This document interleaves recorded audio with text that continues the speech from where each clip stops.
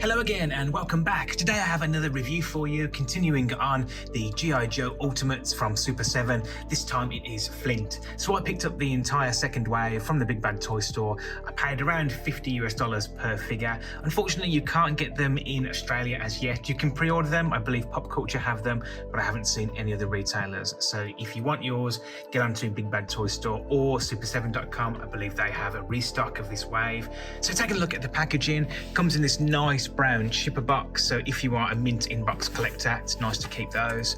And then this is becoming a staple now, green for the Joes and blue for the Cobras. This nice slip cover, and there we are, Flint. And he does look pretty good. So Warrant Officer Flint on his dog tag there. On the back, a quick bio and an image of him from the animated show. Some more images down here, G.I. Joe Super 7. On the bottom there, Hasbro, one accessory and figure. May contain small parts. Adult collectible, not a toy. I like to see that. So let's open him up and take a look. Okay, so here is Flint out of the box with all of his accessories. So he comes with a backpack, a laser rifle, a shotgun, a pistol, a radio, binoculars, a flashlight, a newspaper, a spade, a head with comms device, a beretless head, a beret, a left pointing hand, a right trigger finger hand, left and right wide gripped hands, and left and right short gripped hands.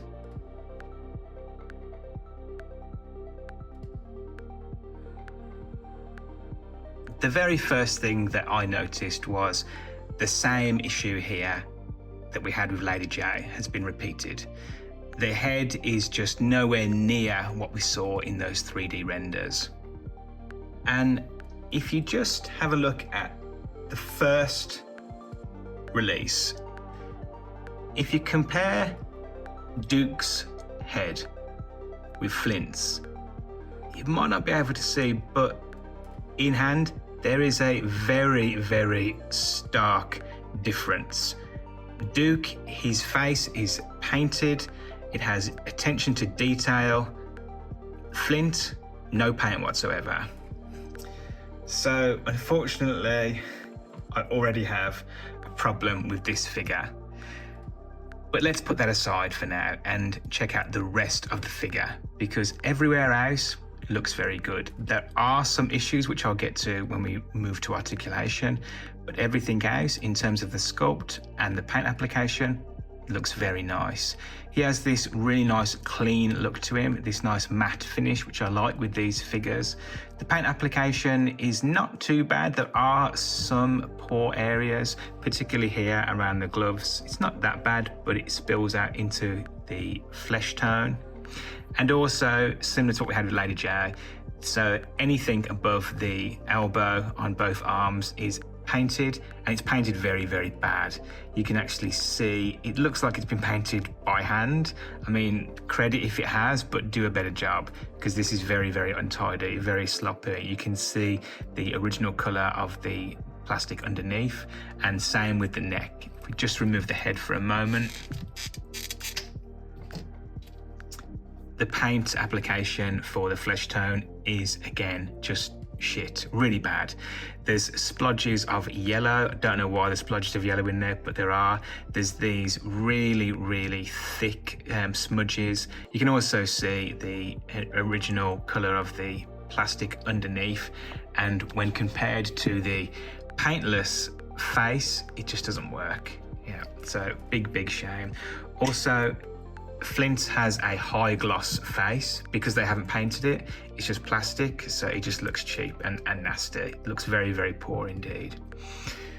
Everything else is not bad. He has this, they're shotgun shells. They're like a rubbery material. So it's like a webbing that goes all the way across down the back and then over the breast. But the unfortunate thing, and I don't know if it's because of this or if I just had a duff figure, this doesn't work at all. There's no articulation there.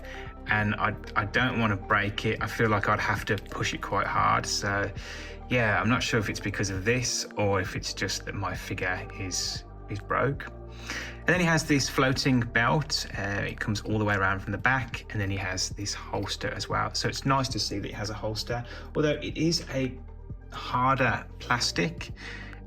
It looks like it's got some flex to it, but it actually doesn't. And that's just for his sidearm, so you can actually get it in there like that. So that's nice. Nice that they've included that. The boots are also very, very nicely done.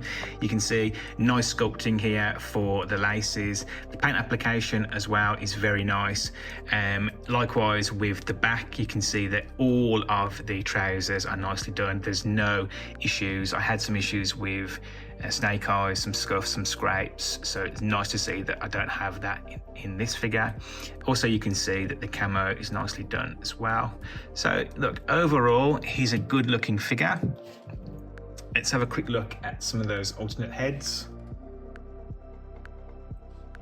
So I don't know if all of the Joes have got jobs in a call center, because we've got 3 Joes so far. Although Snake Eyes, I guess that one breaks the trend. I don't think he had a communication head, but the other 3 that we had, Duke, Lady J, and now Flint, they all have this same sculpt.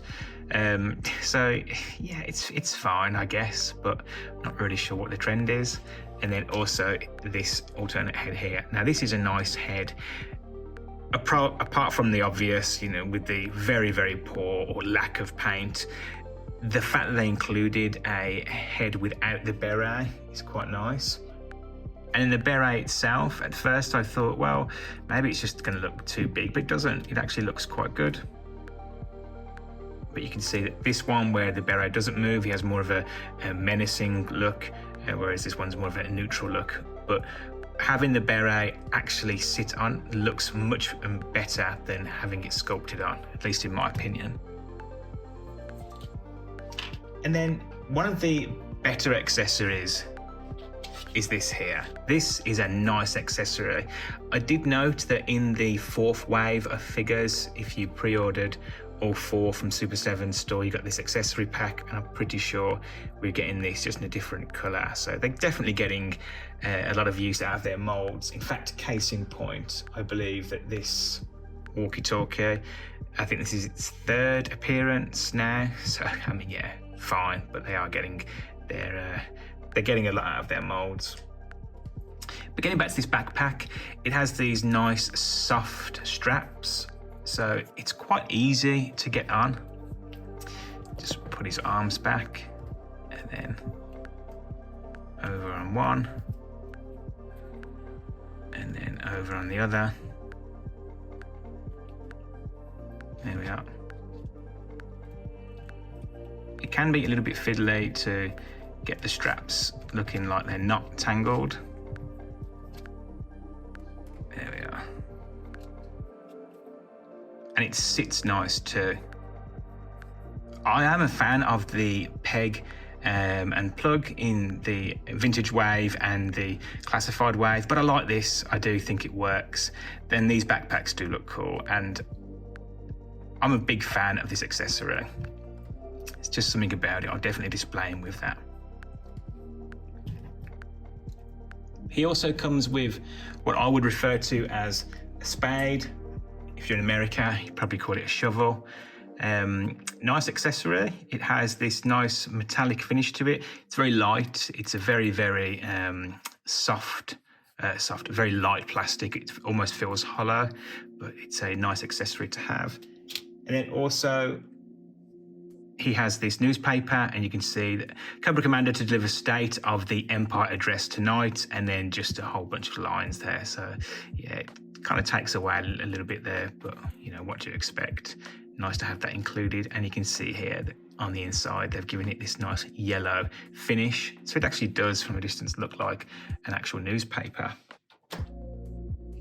It also comes with a pair of binoculars. These binoculars are very straightforward, just 2 colours, quite flat. Nothing really to write home about, but you can actually get those in his hands. I believe one of these hands here. So these are a nice, flexible material. Super 7 have in the past always had figures with harder hands, and it's caused some damage to the accessories. So nice to see that they've changed that up for this G.I. Joe wave, this G.I. Joe line. And there we are. It fits very nicely. It also comes with this flashlight. It's a shame that the flashlight won't actually fit onto him anywhere, but again, they're probably going for more of a cartoon accurate look. So it would be nice if maybe it just tagged on there. You know, perhaps if we get an Outback, then maybe that's what we'll see. Shotgun, mine is a little bit warped. There we are. Nice inclusion. We do get the staple G.I. Joe laser rifle. I think this is now its 4th appearance. It's fine. So it's definitely nice to see something different. And this is quite a nice piece. Just 2 colours, quite a straightforward matte. So going over Flint's articulation, I did mention before about the ab crunch, so let's start there.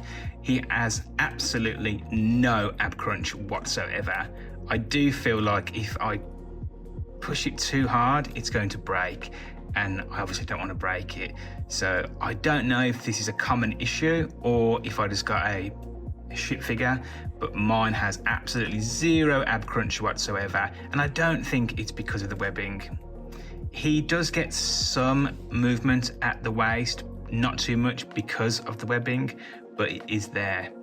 He also has much more of a head up and down than Lady J. So Lady J had none at all. He doesn't get much down, but he does get up all the way up to there, and he gets full rotation.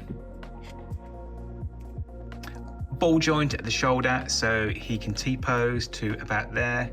He gets full rotation. He also has a bicep swivel and a single jointed elbow.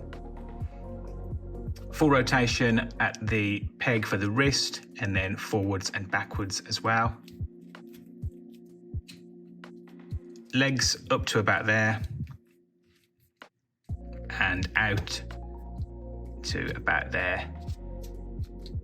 He has the big plastic butt, so his leg's not going back, but he does have a single jointed knee, a boot cut, and a rocker at the ankle.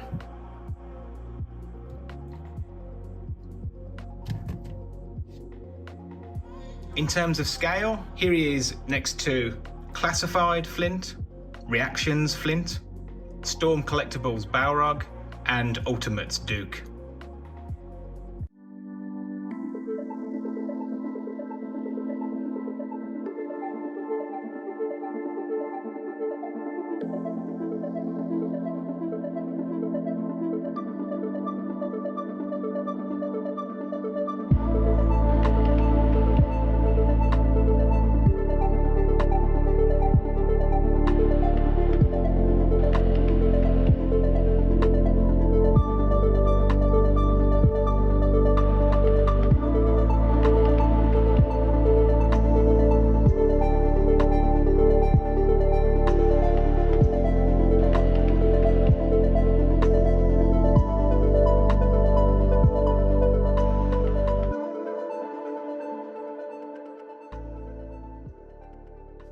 Okay, so my final thoughts on Super 7's G.I. Joe Ultimate Flint. Unfortunately, this is yet another example of Super 7 just getting it wrong.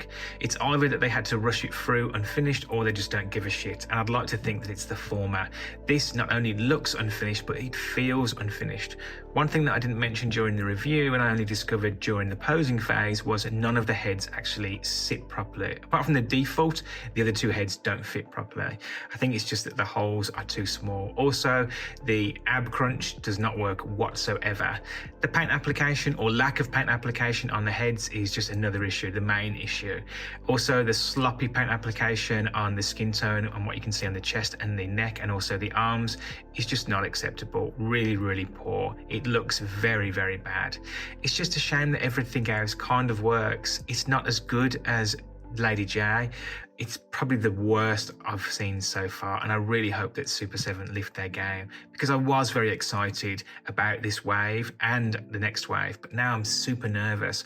what have I gotten myself into? I'm going to have to watch the third and fourth wave very, very closely before I commit, because if this is the standard, it's just not good enough. So that about wraps up this review. I certainly hope that you've enjoyed it. And if you have, do give it a like and consider subscribing. And until next time, take care.